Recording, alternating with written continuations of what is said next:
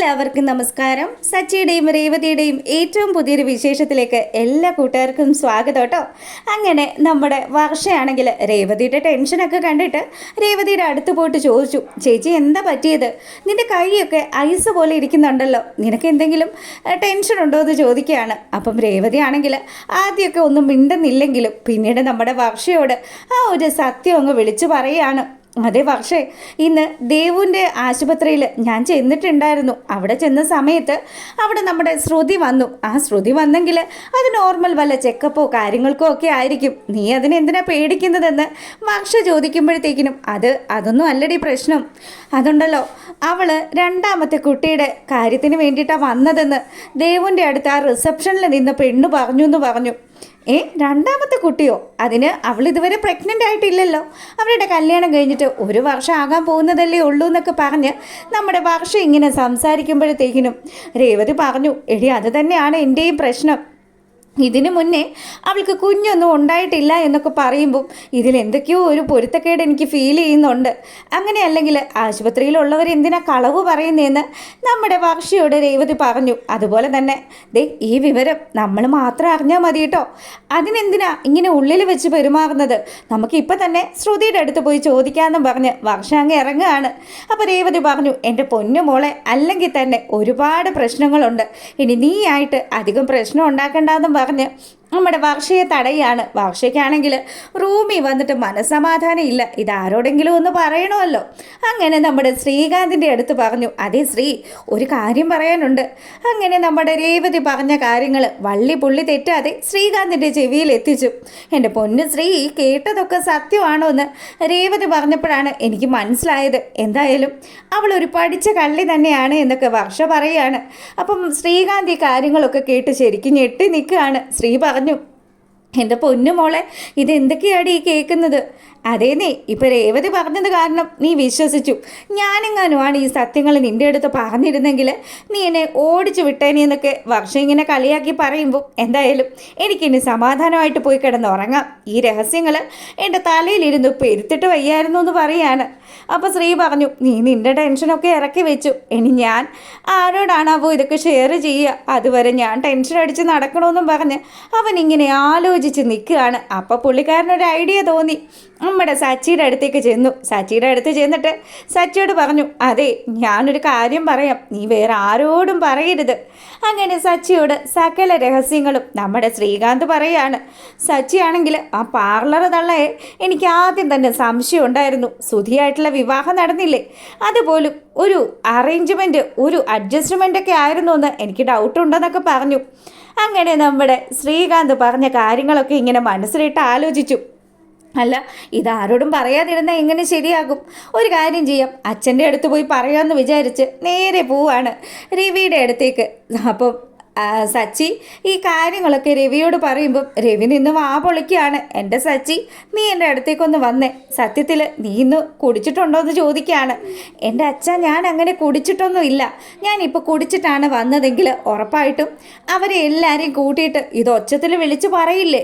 ഇപ്പം ഇത്രയും സമാധാനപരമായിട്ട് ഞാൻ അച്ഛൻ്റെ അടുത്ത് കാര്യങ്ങളൊക്കെ പറയണമെങ്കിൽ ഞാൻ ഒരു തരി പോലും കുടിച്ചിട്ടില്ല. അച്ഛൻ എന്നെ ഒന്ന് വിശ്വസിക്കുമെന്ന് പറഞ്ഞു.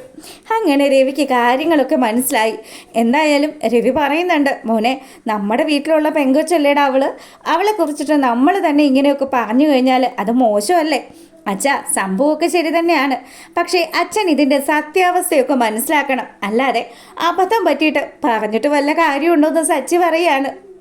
രവി ആണെങ്കിലോ ഈ കാര്യങ്ങൾ ആരോടും പറയരുതെന്ന് സച്ചി പറഞ്ഞിട്ടൊക്കെ ഉണ്ടെങ്കിലും രവി നേരെ പോയി റൂമിലിരുന്ന് ഇങ്ങനെ ആലോചിക്കുക. അപ്പോൾ ചന്ദ്രമതി ആണെങ്കിലോ ചന്ദ്ര ചോദിച്ചു, എന്താ നിങ്ങൾക്ക് ഭയങ്കര ഒരു ടെൻഷൻ പോലെ? എന്തെങ്കിലും ടെൻഷൻ ഉണ്ടെങ്കിൽ നിങ്ങൾക്ക് എന്നോട് സംസാരിക്കാമല്ലോ എന്നൊക്കെ പറഞ്ഞു. ചന്ദ്രയുടെ അടുത്ത് രവി ഈ കാര്യങ്ങളൊക്കെ പറഞ്ഞു. ചന്ദ്രമതി ആണെങ്കിലോ, നിങ്ങൾ എന്തൊക്കെയാണ് മനുഷ്യ ഈ പറയുന്നത്? നമ്മുടെ മകൻ്റെ ഭാര്യയാണ് അവൾ അത്തരത്തിലുള്ളൊരു പെണ്ണൊന്നും അല്ല. അവളെ ഞാൻ തേടിപ്പിടിച്ച് കൊണ്ടുവന്നു എന്ന് വിചാരിച്ച് നിങ്ങൾ ചോദിക്കുകയാണ്. അപ്പം രവി പറഞ്ഞു, എൻ്റെ പൊന്നു ചന്ദ്രേ, ഞാൻ പറയുന്നത് നീ ഒന്ന് മനസ്സിലാക്ക്. അവളിത് രണ്ടാമത്തെ കുട്ടിക്ക് വേണ്ടിയിട്ടാണ് ആശുപത്രിയിൽ പോയത്. ഒരു കാര്യം ചെയ്, ഇപ്പം നമുക്കിതൊന്നും ചോദിക്കേണ്ട, ഇതൊക്കെ പിന്നീട് സമയം കിട്ടുമ്പോൾ ചോദിക്കാമെന്നും പറഞ്ഞ് രവി ചന്ദ്രമതിയെ ആശ്വസിപ്പിക്കുന്നുണ്ടെങ്കിലും ചന്ദ്ര അങ്ങ് വരികയാണ്. ചന്ദ്ര പറഞ്ഞു, പറഞ്ഞാൽ പറ്റില്ല മനുഷ്യ, എനിക്ക് ഇപ്പം തന്നെ ചോദിക്കണം. എൻ്റെ മരുമോള് എൻ്റെ മോനെ പറ്റിക്കുകയാണോ ഇല്ലയോ എന്നുള്ള കാര്യം എനിക്ക് ഇപ്പം തന്നെ കണ്ടുപിടിക്കണമെന്നും പറഞ്ഞ് ചന്ദ്ര നേരെ നമ്മുടെ ശ്രുതിയുടെയും സുധിയുടെയും റൂമിന് വെളിയിൽ വന്ന് വാതിലെ തട്ടുകയാണ്. അപ്പം ശ്രുതി ഇറങ്ങി വന്നു. ശ്രുതി ശ്രുതി എന്ന് നീട്ടി നീട്ടി നമ്മുടെ ചന്ദ്രമതി വിളിക്കുകയാണ്. ശ്രുതി വന്നിട്ട് ചോദിച്ചു, എന്താ അമ്മേ, എന്താ അമ്മയ്ക്ക് പറ്റിയെന്ന് ചോദിക്കുമ്പം, അരേ നീയല്ലല്ലോ ശ്രുതി, നിൻ്റെ ഭാര്യ എവിടെടാ, അവളെ വിളിക്കടാന്ന് പറഞ്ഞു. അപ്പോൾ ശ്രുതി ആണെങ്കിൽ എന്താ ആൻറ്റി, എന്താ പ്രശ്നമെന്ന് ചോദിച്ച് വെളിയിലേക്ക് ഇറങ്ങി വരികയാണ്. ഈ ഒച്ചപ്പാടും ബഹളവും ഒക്കെ കേട്ടു നമ്മുടെ രേവതിയും അതുപോലെ തന്നെ ശ്രീകാന്തും വർഷയും സച്ചിയും ഒക്കെ അവിടെ ഇങ്ങനെ വന്ന് നിൽക്കുകയാണ്. രവി ആണെങ്കിൽ ചന്ദ്രയെ ആശ്വസിപ്പിക്കാൻ ശ്രമിക്കുന്നതൊക്കെ ഉണ്ട്. രവി പറഞ്ഞു, എൻ്റെ ചന്ദ്രേ, നീ എന്തിനാ ഇപ്പോൾ ഇതൊക്കെ ചോദിക്കാൻ പോകുന്നത്? ഇതൊക്കെ പിന്നെ ചോദിക്കാം, ഒന്നുമില്ല ശ്രുതി, നീ വീട്ടിലേക്ക് പോയിക്കോ, നീ അകത്തേക്ക് പോയിക്കോ എന്നും പറഞ്ഞ് നമ്മുടെ രവി പറഞ്ഞു വിട്ടിട്ടു. ചന്ദ്രമതി ആണെങ്കിൽ നിങ്ങളൊന്ന് മാറി നിൽക്കും മനുഷ്യ, എടി നീ ഇങ്ങ് മാറി നിന്നേന്നും പറഞ്ഞിട്ട് നമ്മുടെ ശ്രുതിയെ ഇങ്ങ് പിടിച്ചു മാറ്റി നിർത്തി. അതിന് ശേഷം അവളോട് ചോദിച്ചു, അതേ സത്യം പറയ്, നീ ഇതിനു മുന്നേ വിവാഹം കഴിച്ചിട്ടുണ്ടോ എന്ന് ചോദിക്കുകയാണ്.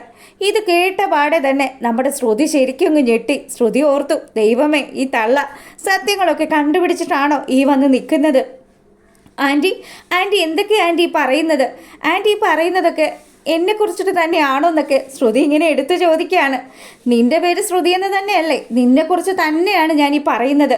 അപ്പോൾ ഈ കാര്യങ്ങളൊക്കെ കേൾക്കുമ്പോൾ നമ്മുടെ ശ്രുതി ആണെങ്കിൽ വന്നിട്ട് പറഞ്ഞു, അമ്മ ഇത് എന്തൊക്കെയാണ് അമ്മ ഈ ചോദിക്കുന്നത്? അവൾ എൻ്റെ ഭാര്യയല്ലേ, അമ്മ ഇതെന്താ അറിഞ്ഞിട്ടോ അറിയാത്ത പോലെയൊക്കെ സംസാരിക്കുന്നതെന്ന് അവൻ ഇടക്ക് നിന്ന് നമ്മുടെ ശ്രുതിക്ക് സപ്പോർട്ടായിട്ട് സംസാരിക്കുകയാണ്. മാറി നിൽക്കടാ, ബുദ്ധിയും ബോധവും ഇല്ലാത്തൊരു മകൻ. എനിക്ക് ചോദിക്കാനുള്ളത് നിന്നോട് തന്നെയാണ്.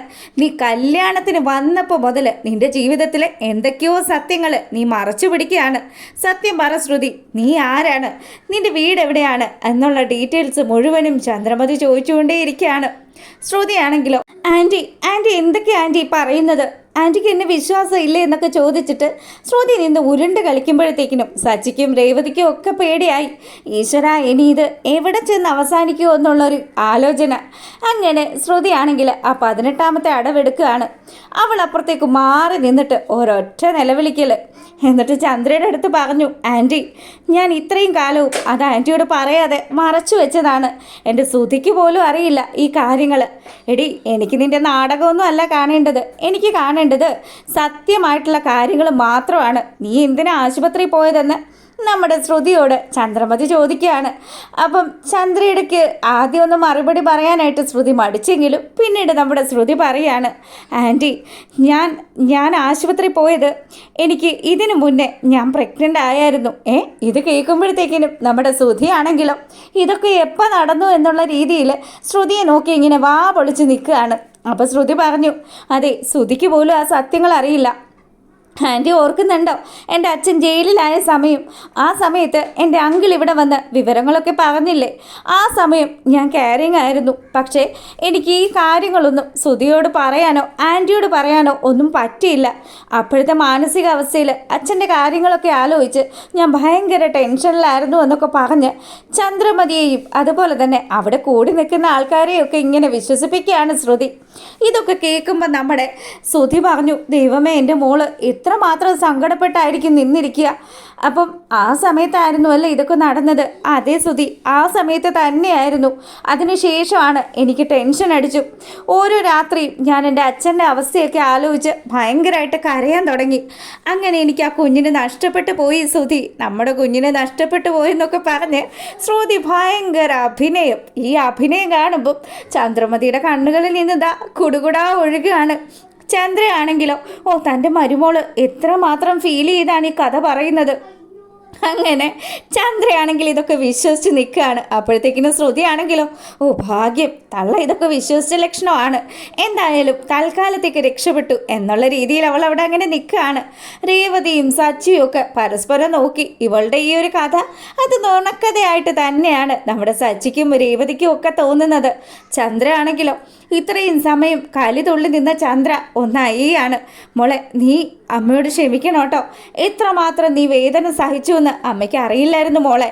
നീ എന്തുകൊണ്ടാണ് ഇതൊക്കെ പറയാതിരുന്നത്? ആൻറ്റി, ആ കുഞ്ഞിന് നഷ്ടപ്പെട്ട വിവരമൊക്കെ ആൻറ്റിയും ശ്രുതിയും ഒക്കെ അറിഞ്ഞു കഴിഞ്ഞാൽ അത് നിങ്ങൾക്കൊക്കെ ഒരുപാട് വിഷമമാവില്ലേ?